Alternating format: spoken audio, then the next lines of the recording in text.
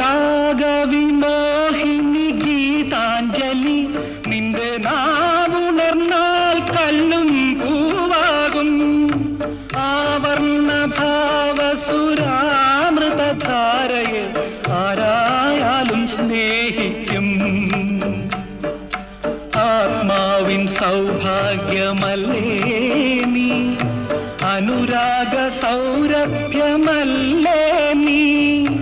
അനുരാഗ സൗരഭ്യമല്ലേ നീ